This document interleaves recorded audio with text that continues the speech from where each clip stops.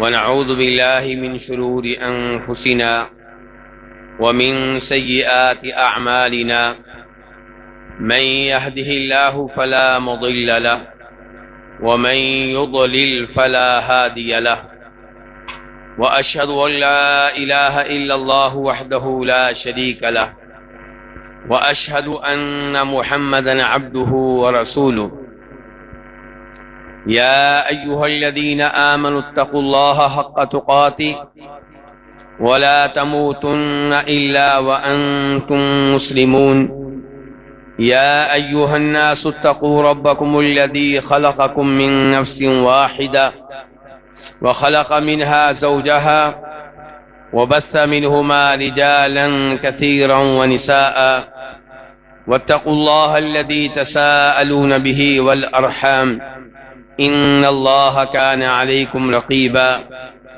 يا أيها الذين آمنوا اتقوا الله وقولوا قولا سديدا يصلح لكم أعمالكم ويغفر لكم ذنوبكم ومن يطع الله ورسوله فقد فاز فوزا عظيما أما بعد فإن خير الحديث كتاب الله وخير الهدي هدي محمد صلى الله عليه وسلم وشر الأمور محدثاتها وكل محدثة بدعة وكل بدعة ضلالة وكل ضلالة في النار۔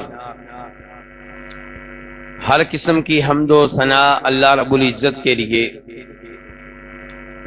جو بہت معاف کرنے والا، ہمارے بہت سے گناہوں سے درگزر کرنے والا، جو حلیم و بردبار ہے، جو عام طور پہ ہمارے گناہوں پہ فوری طور پہ مواخذہ نہیں کرتا، اور کثرت سے درود و سلام ہو امام الانبیاء جناب محمد الرسول اللہ صلی اللہ علیہ وسلم کی ذات اقدس پہ، جنہوں نے اللہ رب العزت کے بہت سارے نام ہمیں بتا دیے، اللہ رب العزت کے بہت سے اوصاف اور صفات سے ہمارا تعارف کروا دیا، ہمیں بتا دیا کہ ہمارے کون سے ایسے اعمال و اقوال ہیں جن پہ وہ ناراض ہوتا ہے، اور کون سے ہمارے ایسے اعمال و اقوال ہیں جن کو اختیار کر کے ہم اپنے رب کو راضی کر سکتے ہیں۔ اللہ رب العزت قرآن حکیم میں ارشاد فرماتے ہیں وَمَا أَصَابَكُم مِّن مُّصِيبَةٍ فَبِمَا كَسَبَتْ أَيْدِيكُمْ وَيَعْفُو عَن كَثِيرٍ، کہ تمہارے اوپر جو بھی مصیبتیں آتی ہیں، جو بھی پریشانیاں آتی ہیں، جن ٹینشنوں کا تمہیں سامنا ہے، ان ٹینشنوں کے پیچھے، ان مصیبتوں کے پیچھے تمہارے گناہ ہیں۔ آج اس ملک کا ہر شہری پریشان ہے کہ مہنگائی بڑھ رہی ہے، کبھی سیلاب کا سامنا کرنا پڑتا ہے، کبھی دھرنے اور احتجاجات کی وجہ سے لوگوں کو پریشانی میں مبتلا ہونا پڑتا ہے، جس سے کاروبار کو نقصان پہنچتا ہے۔ ایک پریشانی سے فارغ ہوتے ہیں، دوسری پریشانی انتظار کر رہی ہوتی ہے۔ ایک فتنے سے نکلتے ہیں، دوسرا فتنہ سامنے کھڑا ہوتا ہے، اور یہی صورتحال گھر گھر کی ہے۔ آج یہ بیمار ہے اور کل وہ بیمار ہے، کبھی بیگم کی طرف سے پریشانی ہے، اس نے گھر کو عذاب اور جہنم بنا رکھا ہے، اور کبھی کسی بیٹے کی طرف سے پریشانی ہے، اس کی حرکتیں ایسی ہیں کہ باپ کی نیندیں اڑی ہوئی ہیں، اور کبھی بیٹی کی طرف سے بے عزتی کا سامنا کرنا پڑتا ہے، اس قدر باتیں سننا پڑتی ہیں کہ انسان چاہتا ہے کہ میں اس دنیا سے رخصت ہو جاؤں۔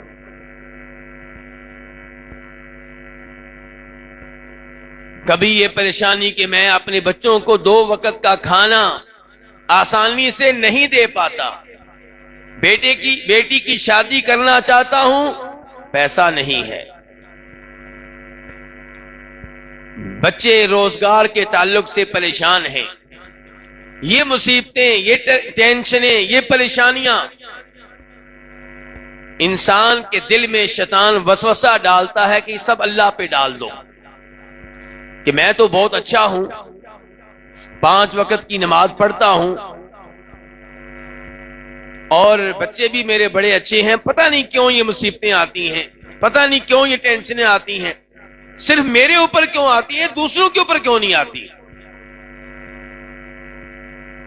اللہ رب العزت ان اشکالات کا جواب دیتے ہیں اور فرماتے ہیں وَمَا أَصَابَكُم مِّن مُّصِيبَةٍ، جو بھی تمہارے اوپر مصیبت آتی ہے، چھوٹی ہو یا بڑی، تمہارے گناہوں کی وجہ سے آتی ہے، اور میں تمہیں ہر گناہ پہ نہیں پکڑتا، وَيَعْفُو عَن كَثِيرٍ، تمہارے بیشتر گناہوں کو نظر انداز کر دیتا ہوں، کسی کسی گناہ پہ پکڑتا ہوں، اور جس گناہ پہ اللہ پکڑتے ہیں وہاں پہ بھی اللہ کا ارادہ ہمارے ساتھ خیر کا ہے، وہاں پہ بھی اللہ تعالیٰ یہ چاہتے ہیں کہ اس کو جھٹکا دیا جائے، اس کو جھنجھوڑا جائے، اس کو جگایا جائے تاکہ سنبھل جائے، توبہ کر لے، استغفار کر لے، رب کے ساتھ جڑ جائے، رب کی طرف رجوع کر لے۔ اللہ تعالیٰ فرماتے ہیں ظہر الفساد فی البر والبحر بما کسبت ایدی الناس لیذیقہم بعض الذی عملوا لعلہم یرجعون،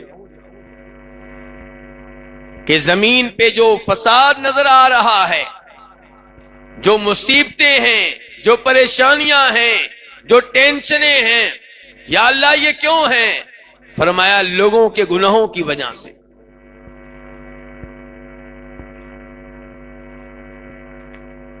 اور لوگوں کا سب سے بڑا گناہ کیا ہے میرے بھائیو؟ شرک۔ ابھی ہم پوچھتے ہیں کہ کون سے ہم نے گناہ کر لیے ہیں جن کی وجہ سے ہمارے اوپر مصائب آتے ہیں، پریشانیاں آتی ہیں۔ آپ ذرا پورے ملک کا جائزہ لیں، دورہ کریں، کیا مساجد سے کہیں زیادہ بزرگوں کے وہ مزار آباد نہیں ہے جہاں پہ آ کے لوگ اللہ تعالیٰ کو چھوڑ کر قبر والے کو پکار رہے ہوتے ہیں، اس سے بیٹا مانگ رہے ہوتے ہیں، اسے سجدہ کر رہے ہوتے ہیں، اس کے نام پہ بکرا ذبح کر رہے ہوتے ہیں، اور کئی تو قبر کا طواف کر رہے ہوتے ہیں۔ اور پھر بھی یہ سوال کہ یہ مصیبتیں کیوں، پریشانیاں کیوں؟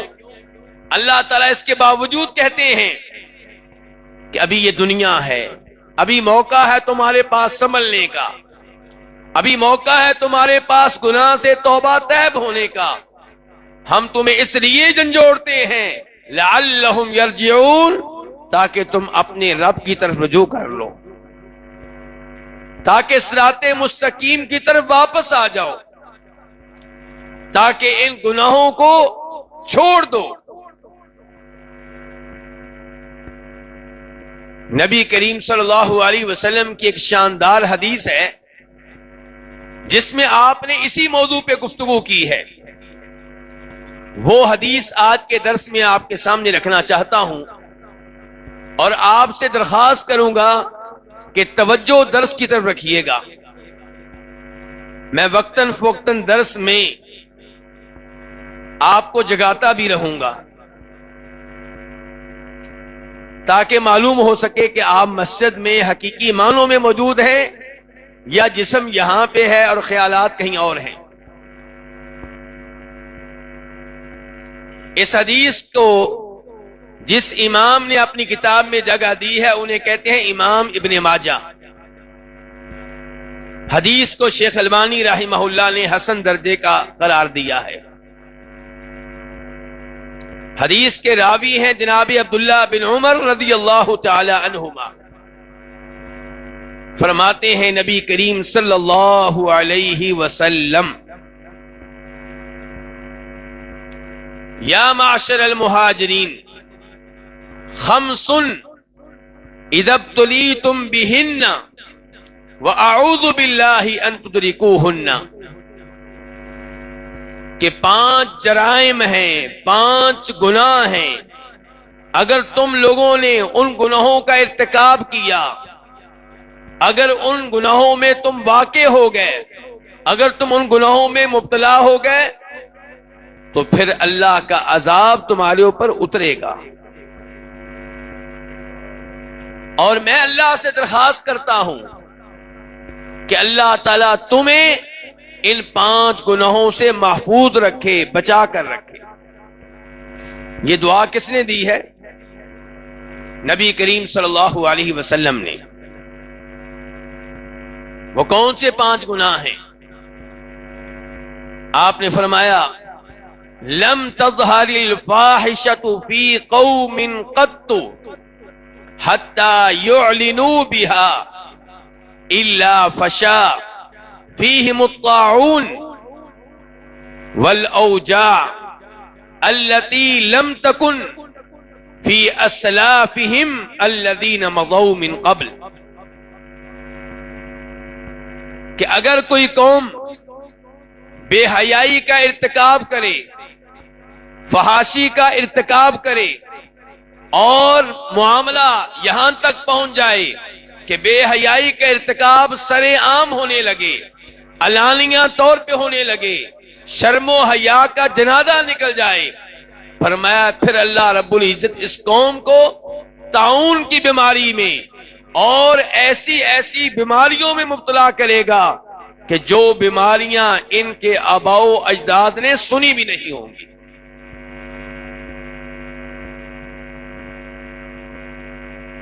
میرے بھائیو، یہ پہلا جرم ہے، بے حیائی، بے غیرتی، فحاشی۔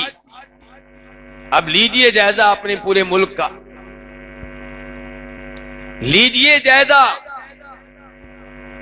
اپنے ملک کے اداروں کا، یونیورسٹیوں کا، کالجوں کا، سکولوں کا، اور لیجئے جائزہ اپنے میڈیا کا، ٹی وی چینلز کا، اپنے ملک کے ڈراموں کا، اپنے ملک کی فلموں کا، اور دیکھیے فحاشی کے لحاظ سے وہاں پہ کیا صورتحال ہے۔ نبی کریم صلی اللہ علیہ وسلم نے فرمایا تھا ایک دوسری حدیث میں، کل امتی معافن الا المجاہرین، کہ میری ساری امت کو معافی مل جائے گی، ملنے کا امکان ہے، ملنے کی امید ہے، لیکن اس مجرم کو معافی نہیں ملے گی جو اعلانیہ طور پہ گناہ کرے۔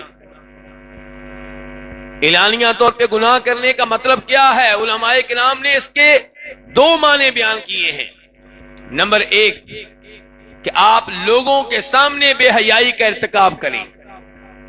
اس کا مطلب یہ ہے کہ بے حیائی کا ارتکاب کرنے والا بھی بے شرم، بے حیا، اور وہ معاشرہ جن میں رہ کر وہ بے حیائی کا ارتکاب کر رہا ہے وہ بھی بے شرم ہے، اسی لیے تو اس کو جرأت ہو رہی ہے۔ اور دوسرا اس کا مفہوم علماء کرام نے یہ بیان کیا ہے کہ آپ رات کے اندھیرے میں گناہ کریں، بے حیائی کا ارتکاب کریں، اور اللہ تعالیٰ آپ پہ پردہ ڈال دے، آپ کے گناہ کا کسی کو علم نہ ہو، اور آپ خود ہی گلی محلے کے چوک میں کھڑے ہو کے نوجوانوں کو بتا رہے ہوں کہ رات میں نے یہ چند چڑھایا ہے۔ کیا آج آپ میڈیا پہ ایسے انٹرویو نہیں سن رہے جن میں لڑکی بڑی دلیری کے ساتھ، بڑی جرأت کے ساتھ کہہ رہی ہوتی ہے کہ فلاں لڑکا بس اس کے ساتھ میری دوستی تھی، بس 2 سال رہی، ہم ایک ساتھ رہے، اور اس کے بعد میرا اس کا نباہ نہیں ہو سکا تو میں نے دوستی توڑ دی۔ 2 سال تم ایک جگہ رہتے رہے، تنہائیوں میں رہتے رہے، ایک مکان میں رہتے رہے، ایک کوٹھی میں رہتے رہے، اور سیر و سیاحت کے لیے ایک ساتھ جاتے رہے، اور کتنی جرأت کے ساتھ یہ لڑکی کہہ رہی ہے کہ میرا دوست تھا اور کچھ نہیں۔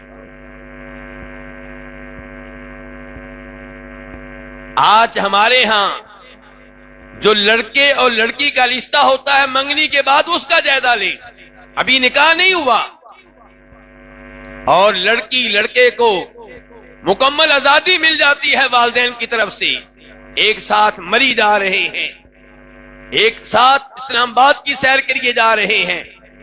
کیوں جی؟ تاکہ ہمیں معلوم ہو سکے شادی سے پہلے ہی کہ شادی کے بعد ایک ساتھ رہ سکتے ہیں کہ نہیں. یہ کیا ہے؟ یہ شریعت کا جنازہ نہیں نکال دیا گیا. یہ اس دین کو ماننے والے کہہ رہے ہیں جس دین میں یہ کہا گیا تھا کہ جب لڑکی تنہا بیٹھی ہو اور آپ اس کے محرم نہ ہو، آپ کو اس کے ساتھ تنہائی میں بیٹھنے کی اجازت نہیں ہے. اپنی خالہ کی لڑکی کے ساتھ، ماموں کی لڑکی کے ساتھ، چچا کی لڑکی کے ساتھ، اپنی سالی کے ساتھ، اپنی بھابھی کے ساتھ تنہائی میں خلوت میں بیٹھنے کی اجازت نہیں ہے. لوگوں نے کہا اللہ کے رسول علیہ الصلوۃ والسلام آپ کا ان لڑکوں کے بارے میں کیا خیال ہے جو لڑکی کے سسرال کی طرف سے رشتہ دار ہیں، جن کے خامند کا بھائی، خامند کے کزن؟ تو فرمایا تھا نبی علیہ الصلوۃ والسلام نے الموت، الحم الموت، وہ لڑکی کے لیے موت کی حیثیت رکھتے ہیں، وہ لڑکی کے لیے تباہی کا پیغام ہے. جیسے آپ موت سے بچتے ہیں، کرنٹ سے بچتے ہیں، ایسے ہی ان لوگوں سے بچ کر رہنا ہے. دین اسلام نے مسلمانوں کو بے حیائی سے بچانے کے لیے، بدکاری سے بچانے کے لیے کہا تھا کہ ان راستوں پہ بھی نہیں چلنا جو بے حیائی کے راستے نہیں ہیں لیکن بے حیائی کی طرف لے جانے والے راستے ہیں. خود بے حیائی نہیں ہے لیکن بے حیائی کی طرف لے جانے والے راستے ہیں.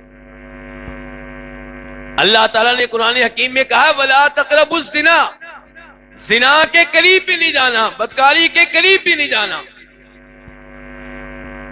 یعنی کہ وہ راستہ اختیار نہیں کرنا جس کا نتیجہ ایک دن کے بعد، ہفتے کے بعد، مہینے کے بعد، سال کے بعد بدکاری کی شکل میں نکلے گا. آج فیس بک پہ، ٹویٹر پہ لڑکے اور لڑکیوں کی دوستیاں، یہ کیا ہے؟ یہ راستہ کہاں جاتا ہے؟ اس راستے کا انجام عام طور پہ کیا ہوتا ہے؟ اس راستے کا اختتام کہاں پہ ہوتا ہے؟ دین اسلام تو وہ پاکیزہ دین ہے کہ بڑی سختی کے ساتھ کہا گیا تھا، بخاری مسلم کی حدیث ہیں کہ لڑکی کو محرم کے بغیر سفر کرنے کی اجازت نہیں ہے. کیوں منع کیا گیا تھا؟ ایک لڑکی ڈیرہ غازی خان سے لاہور جانا چاہتی ہے، اسلام آباد جانا چاہتی ہے، اور ایسی بس میں جا رہی ہے جس میں مثال کے طور پہ آگے لڑکیاں بیٹھتی ہیں، پیچھے لڑکے بیٹھتے ہیں. اس سفر کی اجازت نہیں ہے. لوگ کہتے ہیں کہ میری بیٹی کالج کی طرف سے جائے گی مری کی سیر کے لیے، اسلام آباد کی سیر کے لیے، اور پوری بس میں صرف لڑکیاں ہی ہوں گی. اسلام کی طرف سے جواب یہ ملتا ہے کہ اجازت نہیں ہے. اگر اس بس میں 45 سیٹیں ہیں، 45 بچیاں جائیں گی تو 45 محرم بھی ساتھ ہونے چاہیے.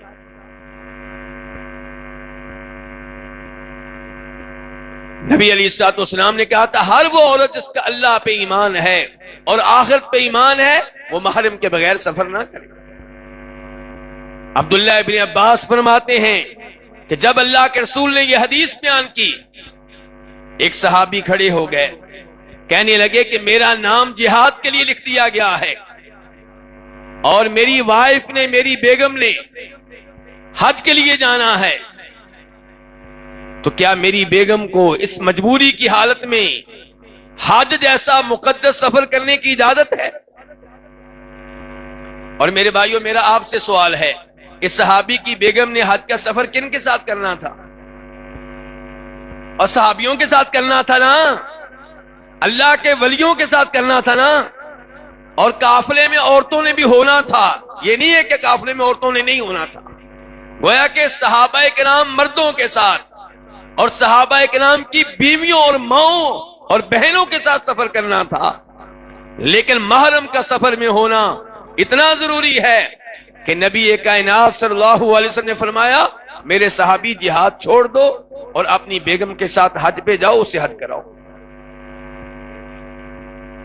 حج جیسا پاکیزہ سفر صحابہ کرام جیسے ولیوں کے ساتھ جائز نہیں، صحابہ کرام کی بیویوں کے ساتھ جائز نہیں۔ تو آج کے زمانے میں، فتنے کے زمانے میں، بے حیائی کے زمانے میں، فحاشی کے زمانے میں، بدماشوں کے زمانے میں ایک عورت کو محرم کے بغیر سفر کرنے کی اجازت کیسے مل سکتی ہے؟ اگر حج عمرے کے لیے سفر کرنا جائز نہیں تو شاپنگ کے لیے، سیر و سیاحت کے لیے محرم کے بغیر سفر کی اجازت کیسے مل سکتی ہے؟ میرے بھائیوں سوچئے، آج ملک کی صورتحال کیا ہے؟ سوشل میڈیا کا جائزہ لیجئے، ٹی وی چینلز کا جائزہ لیجئے، اور اچھے بڑے سمجھدار والدین اپنی 12 سال کی بچی کو، 10 سال کی بچی کو نیٹ والا موبائل دے دیتے ہیں، حالانکہ یہ موبائل میرے جیسے بابے کے لیے بھی خطرناک ہے، جس کی شادی ہو چکی، جس کے بچے ہیں، اس کے لیے بھی خطرناک ہے، اور آپ اس معاملے میں اعتماد کرتے ہیں اپنی 12 سال کی بچی پہ، آپ اعتماد کرتے ہیں اپنے 10 سال کے بیٹے پہ۔ آپ اتنے بولے بالے ہیں کہ آپ اس دنیا میں نہیں رہتے، آپ کو نہیں پتا اس دنیا میں کیا ہو رہا ہے۔ تو میرے بھائیوں، نبی علیہ الصلوۃ والسلام نے خبردار کیا تھا کہ جب کسی قوم میں فحاشی کا ارتکاب اعلانیہ ہونے لگے اور اس معاملے میں شرم و حیا باقی نہ رہے تو پھر وہ قوم ایسی مصیبتوں اور بیماریوں میں مبتلا ہوتی ہے جو مصیبتیں اور بیماریاں پہلے لوگوں نے سنی بھی نہیں ہوتی، اور ایسا ہو رہا ہے کہ عجیب و غریب بیماریاں سامنے نہیں آ رہی۔ یہ کرونا کس نے سنا ہوا تھا؟ جی بیٹا چائنا سے آیا ہے، اچھا۔ اب آپ کہیں گے کہ ہم جو مسجد میں بیٹھے ہم تو بڑے شریف لوگ ہیں، ہمارا کیا قصور ہے؟ ہم تو بے شرم نہیں ہیں، ہم تو بے حیا نہیں ہیں، ہمارے گھروں میں تو الحمدللہ شریعت موجود ہے۔ اللہ تعالیٰ کہتے ہیں وَاتَّقُوا فِتْنَةً لَا تُصِيبَنَّ الَّذِينَ ظَلَمُوا مِنْكُمْ خَاصَّةً۔ آپ کا جرم یہ ہے کہ آپ دوسروں کو برائی سے نہیں روکتے، آپ کہتے ہیں مجھے کیا لگے، میرے بچے ٹھیک ہیں، میں ٹھیک ہوں۔ اللہ تعالیٰ کہتے ہیں کہ جب میرا عذاب آتا ہے پھر وہ مجرموں تک محدود نہیں رہتا، وہ ظالموں تک محدود نہیں رہتا، اس کی لپیٹ میں وہ لوگ بھی آتے ہیں جو خود اس جرم کا ارتکاب نہیں کرتے لیکن اس جرم سے روکتے بھی نہیں ہیں۔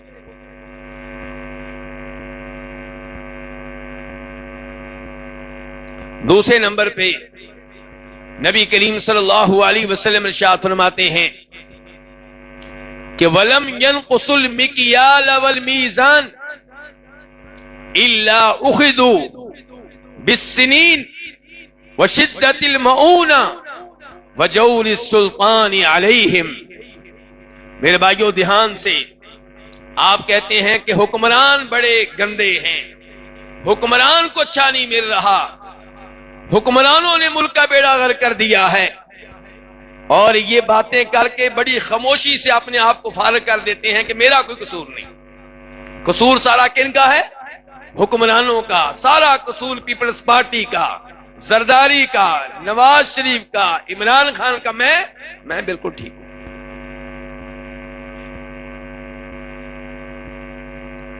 نبی علیہ الصلوۃ والسلام اس سوال کا جواب دے رہے ہیں کہ آپ کے ملک میں قحط سالی کیوں ہے؟ آپ کا ملک زرعی ملک ہے، گندم باہر سے کیوں خریدنا پڑتی ہے؟ آپ کا ملک زرعی ملک ہے، پیاز باہر سے کیوں خریدنا پڑتا ہے؟ آلو دوسرے ممالک سے کیوں لانا پڑتے ہیں؟ اور حالات اتنے خراب کیوں ہیں؟ ظالم حکمران کیوں مسلط ہیں؟ فرمایا اس لیے کہ تم ماپ تول میں کمی کرتے ہو۔ کیا کرتے ہو ماپ تول میں؟ یہ جو پھل بیچ رہا ہوتا ہے مارکیٹ میں، اس کو پھل بیچتے ہوئے ڈنڈی مارنے کا حکم زرداری صاحب نے دیا ہے جی۔ آپ کہتے ہیں وہ کرپٹ ہے، وہ کرپٹ ہے، آپ کیا ہیں؟ غریب آدمی، میں تو کہتا ہوں کہ یہ سب سے زیادہ برا حال غریب آدمی کا۔ کیوں؟ وہ جو امیر آدمی ہیں وہ دنیا میں جرائم کر رہے ہیں لیکن یاشی بھی کر رہے ہیں، آخرت میں کیا ہوگا وہ اللہ کے اوپر چھوڑ دیں، لیکن کم از کم دنیا میں تو یاشی کر رہے ہیں نا۔ اور یہ غریب آدمی 5 وقت کی نماز بھی نہیں پڑھتا اور ریڑی لگاتا ہے، اس میں جتنی ہیرا پھیری کر سکتا ہے کرتا ہے، کوشش ہے کہ گندا پھل میں بیچ دوں، اچھا ریڑی پہ پڑا رہے۔ جبکہ آپ کے نبی نے کیا حکم دیا تھا؟ آپ کے نبی علیہ الصلوۃ والسلام مارکیٹ سے گزرے، بازار سے گزرے، اور ایک آدمی گندم بیچ رہا ہے۔ آپ نے مارکیٹ کا جائزہ لیا، گندم میں ہاتھ ڈالا، آپ کا ہاتھ گیلا ہو گیا، تر ہو گیا۔ آپ نے گندم بیچنے والے سے کہا یہ کیا ہے؟ کہنے لگا اللہ کے رسول علیہ الصلوۃ والسلام یہ بارش آئی تھی، بارش کا پانی ہے۔ اب اپنی طرف سے اس نے عذر پیش کر دیا، ایسے عذر یہ ریڑی والے پیش کرتے ہیں۔ آپ نے کہا کہ اگر بارش آئی تھی تو گیلی گندم کو اوپر کرو تاکہ خریدنے والے کو معلوم ہو سکے کہ نیچے والی گندم گیلی ہے۔ لیکن آج یہ جب ریڑی لگاتے ہیں، کبھی دیکھا آپ نے پھل کا وہ حصہ جو خراب ہے وہ اپنی طرف، اور گاہک کی طرف کون سا حصہ جو چمک رہا ہے، اور کہتے ہیں حاجی صاحب کے اسٹیکر بھی لگا دیتے ہیں۔ جبکہ بطور مسلمان میں جب پھل بیچ رہا ہوں، آنے والے کو چاہیے میں خود بتاؤں کہ میرا یہ پھل جو ہے یہ خراب ہے، ادھر بھی داغ ہے، ادھر بھی داغ ہے، اس کو پتا چلے یا نہ چلے مجھے خود بتانا چاہیے۔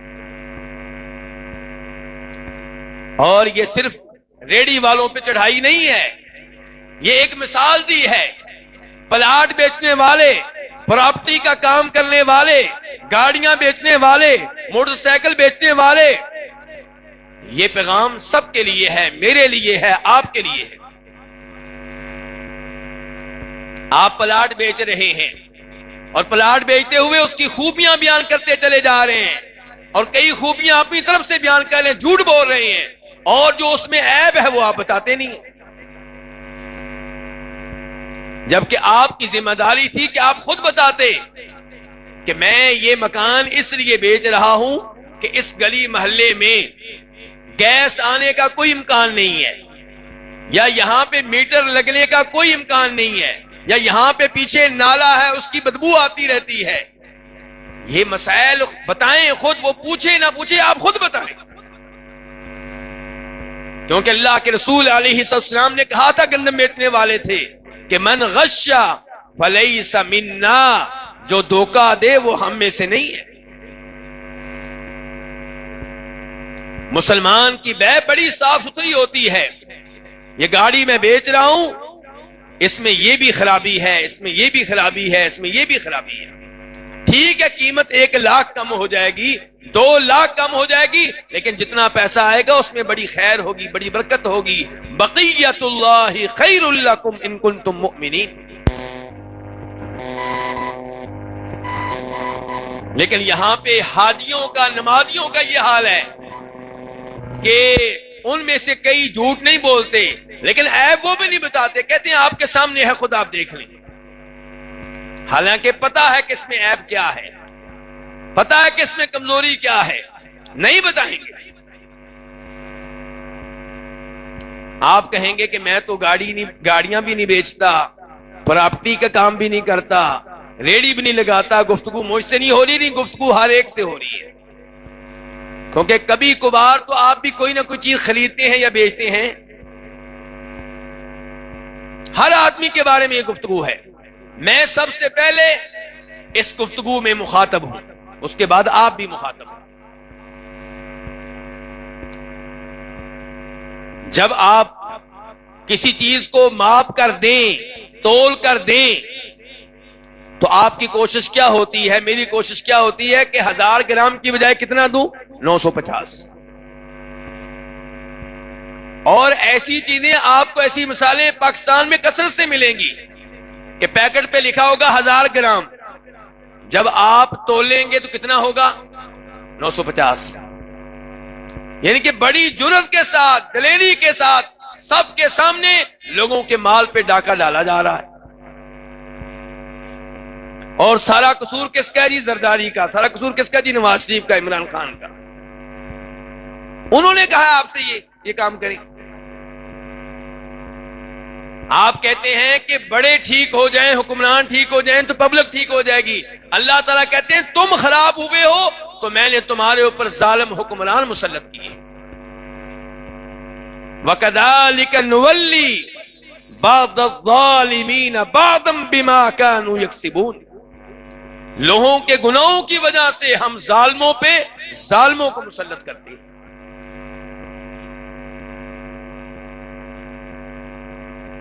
اللہ تعالیٰ فرماتے ہیں وَيْلٌ لِّلْمُطَفِّفِينَ الَّذِينَ إِذَا اكْتَالُوا عَلَى النَّاسِ يَسْتَوْفُونَ وَإِذَا كَالُوهُمْ أَوْ وَزَنُوهُمْ يُخْسِرُونَ أَلَا يَظُنُّ أُولَئِكَ أَنَّهُمْ مَبْعُوثُونَ لِيَوْمٍ عَظِيمٍ يَوْمَ يَقُومُ النَّاسُ لِرَبِّ الْعَالَمِينَ۔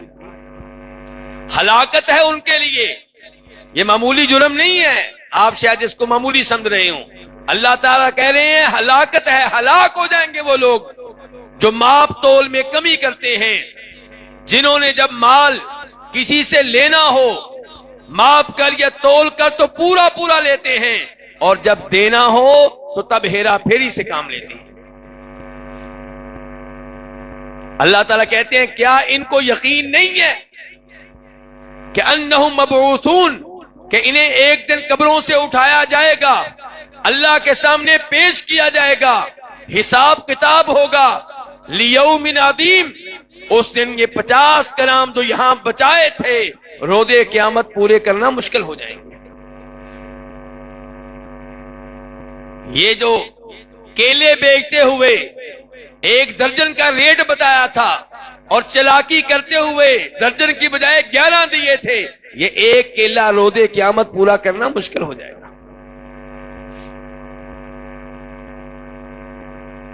اور کسی آفس میں کام کرنے والے میرے بھائی، کسی سکول میں مدرسے میں پڑھانے والے میرے بھائی، تیری ڈیوٹی 8 گھنٹے تھی، تو 8 گھنٹے کی سیلری لیتا رہا، اور پڑھاتا کتنے گھنٹے تھا؟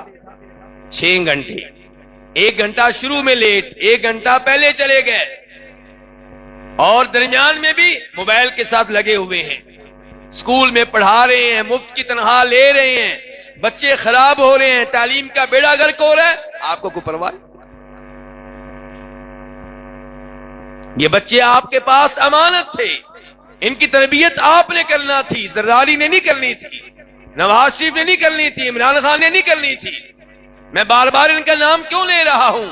اس لیے کہ ہم ہر جرم ان پہ ڈال کے مطمئن ہو جاتے ہیں کہ میں تو ٹھیک ہوں۔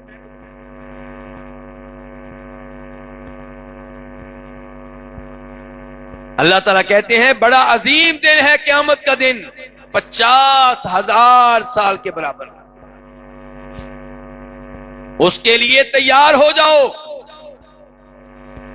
فرمایا یہ وہ دن ہے، نبی علیہ الصلوۃ والسلام ارشاد فرماتے ہیں جب سورج 1 میل کے فاصلے پہ ہوگا اور لوگ اپنے اپنے گناہوں کے مطابق پسینے میں ڈوبے ہوئے ہوں گے، کسی کا پسینہ ٹخنے تک، کسی کا گھٹنے تک، کسی کا کمر تک، کسی کا منہ تک، کسی کا کان کے درمیان تک، اور پھر آپ نے یہ آیت پڑھی کہ یوم یقوم الناس لرب العالمین، اس دن لوگوں نے رب کے سامنے کھڑے ہونا ہے، رب کو حساب دینا ہے۔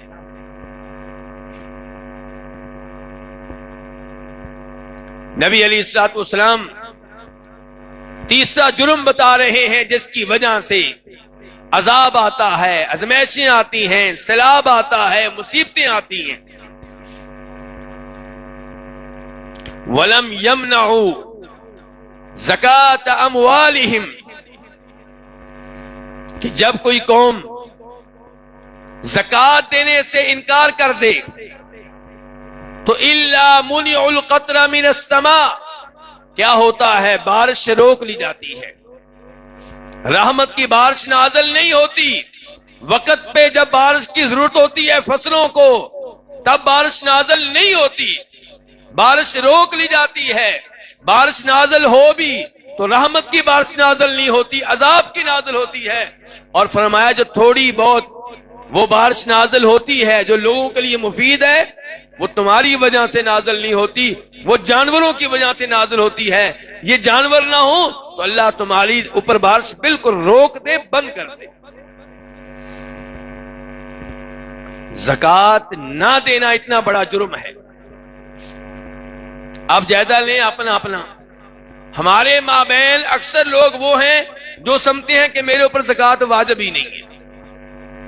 کبھی سوچا ہی نہیں کہ زکوٰۃ لینا تیرا حق نہیں ہے، تیرا اتنا مال ہے، تیرا حق یہ کہ زکوٰۃ دے.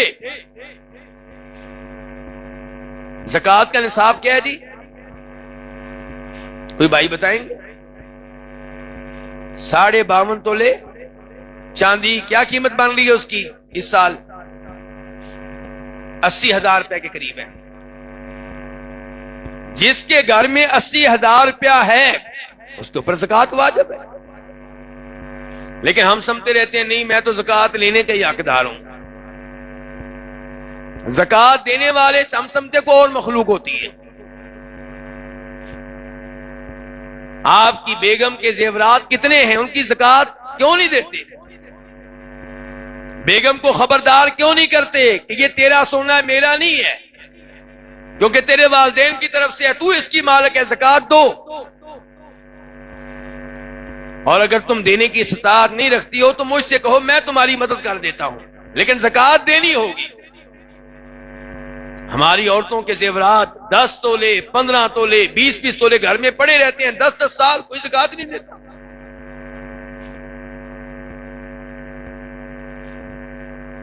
اور پھر کہتے ہیں کہ مصیبتیں کیوں آتی ہیں، پریشانیاں کیوں آتی ہیں، برکت کیوں نہیں ہے؟ جبکہ زکوٰۃ نہ دینا اتنا بڑا جرم ہے کہ جناب ابو بکر صدیق رضی اللہ عنہ نے ان لوگوں سے جہاد کیا تھا، ان پہ تلواریں چلائی تھی جنہوں نے زکوٰۃ دینے سے انکار کر دیا تھا.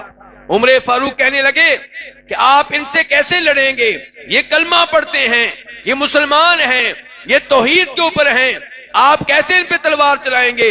ابو بکر صدیق کہنے لگے اللہ کی قسم میں اس آدمی سے بھی لڑوں گا، اس سے بھی جہاد کروں گا، اس پہ بھی تلوار چلاؤں گا جو زکوٰۃ کی شکل میں بکری دے، لیکن بکری کی وہ رسی نہ دے جو اللہ کے رسول کے زمانے میں دیا کرتا تھا. جو زکوٰۃ اور نماز میں فرق کرے، نماز پڑھے زکوٰۃ نہ دے، میں اس سے لڑوں. یہ اسلام کا حق ہے، یہ کلمے کا حق ہے. چوتھے نمبر پہ فرماتے ہیں نبی کریم صلی اللہ علیہ وسلم کہ وَلَمْ يَنْقُضُوا عَهْدَ اللَّهِ وَعَهْدَ رَسُولِهِ إِلَّا سَلَّطَ اللَّهُ عَلَيْهِمْ عَدُوًّا مِّنْ غَيْرِهِمْ فَأَخَذُوا بَعْضَ مَا فِي أَيْدِيهِمْ. کہ جب لوگ اللہ کا عہد توڑیں، اللہ کے رسول علیہ الصلوۃ والسلام کا عہد توڑیں، تو اللہ تعالیٰ باہر سے ان کے اوپر کسی دشمن کو مسلط کر دیتا ہے، تو باہر سے آنے والے ان کا کوئی نہ کوئی مال لوٹ کر اور قبضہ کر کے لے جاتے ہیں. ہاں جی، اللہ کا کوئی عہد تو نہیں توڑا کبھی آپ نے؟ اللہ کے عہد کی کئی شکلیں ہیں. آپ کے ملک میں کسی ملک کا کوئی آدمی ویزا لے کر آتا ہے، اب آپ نے اس کو عہد دے دیا ہے کہ ہم نے تمہیں ویزا دے دیا، ہم تجھے قتل نہیں کریں گے، ہمارے ملک میں تو سیف ہے، محفوظ ہے. لیکن آپ دین کے نام پہ اس پہ حملہ کرتے ہیں، اس کو قتل کرتے ہیں اور یہ سمجھتے ہیں کہ ہم نے جہاد کر لیا ہے۔ ہم نے 4 امریکی مار دیے، 4 ہم نے برطانیہ کے مار دیے، 2 روس کے مار دیے۔ ارے اللہ کے بندے، تم نے اسے ویزا دیا ہے، یا تو ویزا نہ دو، اعلان کرو کہ آپ اور ہم ایک دوسرے کے دشمن ہیں، ہمارا تم سے اعلان جنگ ہے۔ عہد دینے کے بعد، امان دینے کے بعد، ویزا دینے کے بعد انہیں قتل کرنا اتنا بڑا جرم ہے۔ فرماتے ہیں نبی علیہ الصلوۃ والسلام، جو کسی ایسے شخص کو قتل کرے جس کے ساتھ عہد ہو چکا ہو، معاہدہ ہو چکا ہو، وہ روز قیامت جنت کی خوشبو بھی نہیں سونگھ سکے گا۔ اللہ کا عہد تھا، اللہ سے آپ نے عہد کیا تھا، اشہد ان لا الہ الا اللہ کہہ کر کہ یا اللہ میں ہمیشہ تیری عبادت کروں گا اور عبادت میں تیرے ساتھ کسی اور کو شریک نہیں کروں گا۔ پھر آپ نے کیا کیا؟ پھر آپ نے قبر والوں سے دعائیں کی، اور دعا عبادت ہے۔ قبر والے کی آپ نے عبادت کی، وعدہ اللہ سے کیا تھا کہ یا اللہ تیرے علاوہ کسی کی عبادت نہیں کروں گا۔ قبر والے کے نام پہ آپ نے بکرے ذبح کیے، اور ذبح کرنا عبادت ہے۔ اللہ سے وعدہ کیا تھا تیرے علاوہ کسی اور کی عبادت نہیں کریں گے، پھر قبر والے کے نام پہ بکرا ذبح کر کے اسے اللہ کا شریک بنا دیا۔ آپ نے عہد کیا تھا اور کہا تھا اشہد ان محمد رسول اللہ، کہ میں شہادت دیتا ہوں کہ جناب محمد اللہ کے رسول ہیں صلی اللہ علیہ وسلم۔ اور آپ کو رسول ماننے کا مطلب کیا تھا؟ آپ اس بات کا اعلان کر رہے تھے کہ میں جناب محمد کو اللہ کے رسول مانتا ہوں، یعنی کہ جو بھی آپ آرڈر دیں گے میں مانوں گا، جس چیز کو آپ حرام قرار دیں گے میں اس سے دور رہوں گا، جو بات آپ بتائیں گے میں اس میں آپ کو سچا جانوں گا، اور اللہ کی عبادت آپ کی لائی ہوئی شریعت کے مطابق کروں گا۔ پھر آپ نے بدعات نکالی، آپ کے دین میں اضافے کیے۔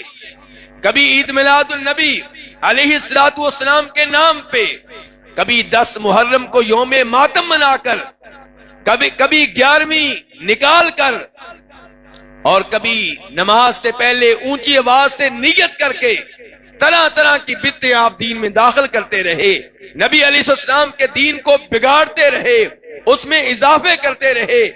کہاں گیا وہ آپ کا وعدہ کہ میں عبادت اللہ کی وہ کروں گا جو نبی علیہ السلام کی شریعت میں موجود ہو؟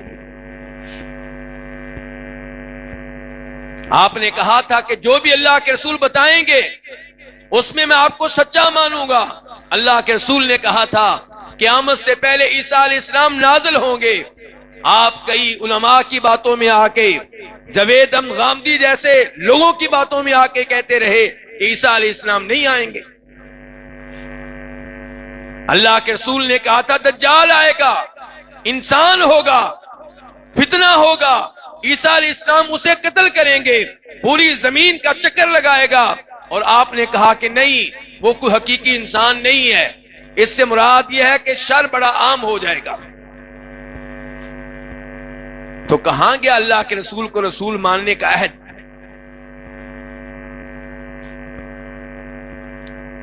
میرے بھائیوں، 5ویں نمبر پہ اللہ کے رسول نے فرمایا تھا کہ جب تمہارے حکمران، تمہارے جج، تمہارے قاضی، تمہارے چودھری، تمہارے قبیلے کے سربراہ فیصلہ کریں لوگوں کے درمیان، اور فیصلہ اپنی عقل کے مطابق کریں، اپنے خیال کے مطابق کریں، اپنے رواج کے مطابق کریں، اللہ کی کتاب کے مطابق فیصلہ نہ کریں، قرآن و حدیث کے مطابق فیصلہ نہ کریں، تو اللہ تعالیٰ اس وقت کے مسلمانوں میں اختلافات پیدا کر دے گا، دشمنیاں ڈال دے گا، آپس میں ہی لڑتے رہیں گے۔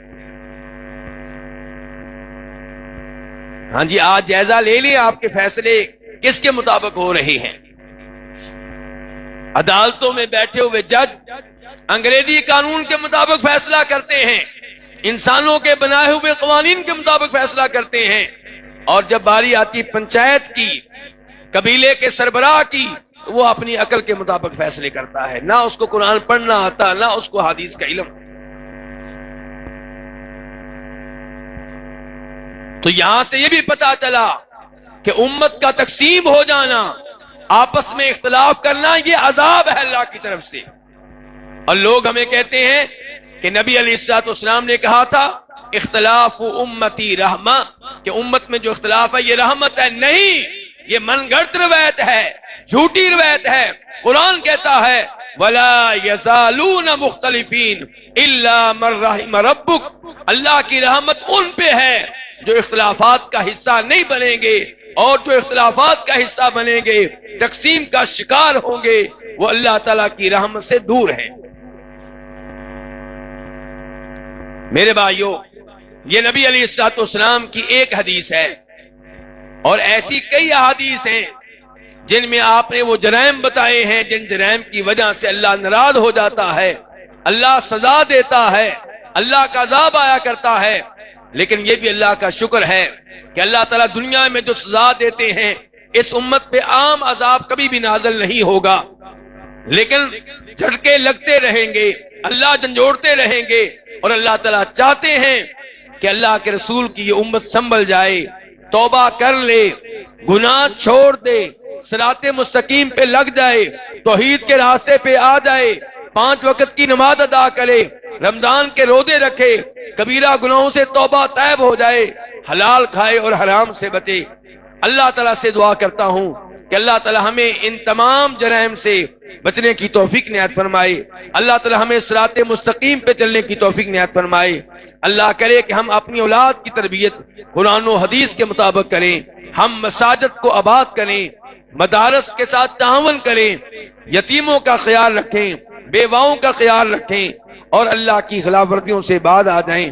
اللہ تعالیٰ ہم سب کو توفیق عنایت فرمائے۔ یا اللہ جتنے مسلمان مریض ہیں سب کو شفا دے، یا اللہ سب کو عافیت دے، یا اللہ سب کو تندرستی دے، یا اللہ جو فوت ہو چکے ہیں ان کی قبریں منور فرما، ان کی قبریں کشادہ فرما، ان کی قبروں پہ اپنی رحمتیں نازل فرما۔ حافظ عبدالکریم صاحب کی خالہ فوت ہوئی ہیں، اے اللہ ان کی بھی بخشش فرما، ان کی بھی قبر منور فرما، اور دیگر ہمارے رشتہ دار جو پہلے فوت ہوئے، قریب میں فوت ہوئے، اے اللہ ان سب کو جنت میں اعلیٰ مقام عنایت فرما۔ یا اللہ ہماری اولاد کو نیک بنا، یا اللہ جن کے پاس اولاد نہیں ہے انہیں نیک صحت مند اولاد عنایت فرما۔ یا اللہ ہمیں ہر طرح کے فتنوں سے بچا، یا اللہ جب موت دینا ایمان پہ دینا، اسلام پہ دینا، توحید پہ دینا، یا اللہ اسلام اور مسلمانوں کو غلبہ دے، اسلام اور مسلمانوں کو عزت دے، اسلام اور مسلمانوں کو یا اللہ ایک کر دے، یا اللہ کفار کو تباہ و برباد فرما، یا اللہ اسلام کو ان پہ غلبہ عنایت فرما، یا اللہ اس ملک کی حفاظت فرما، یا اللہ جنہوں نے یہ مسجد قائم کی تھی ان کی قبریں منور فرما، اس مسجد کو ان کے لیے صدقہ جاریہ بنا، اور جو ان کے بعد اس مسجد کو وسعت دیتے رہے، اس مسجد کے ساتھ تعاون کرتے رہے اور کر رہے ہیں، اس کی آباد کاری میں حصہ لیتے ہیں، یہاں خطبہ دیتے ہیں، امامت کرواتے ہیں، قرآن پڑھاتے ہیں، صفائی کرتے ہیں، یا اللہ ان سب کی محنتیں قبول فرما، ان کو باعث خیر باعث برکت بنا، ان کی پریشانیاں دور فرما۔ وآخر دعوانا الحمدللہ رب العالمین۔ ویڈیو کو اپنے دوستوں کے ساتھ ضرور شیئر کیجیے گا، اور اگر آپ نے ابھی تک ہمارا چینل سبسکرائب نہیں کیا تو فوراً سبسکرائب کیجیے، ساتھ بیل آئیکن پر کلک کریں تاکہ مزید آنے والی ویڈیوز جہاں وقتاً فوقتاً آپ کے لیے اس چینل پر اپلوڈ کرتے ہیں وہ آپ کو وقت پر ملتی رہیں اور آپ ان سے مستفید ہوتے رہیں۔ اگلی ویڈیو تک ہمیں دیجیے اجازت، اپنا خیال رکھیے گا، اللہ حافظ۔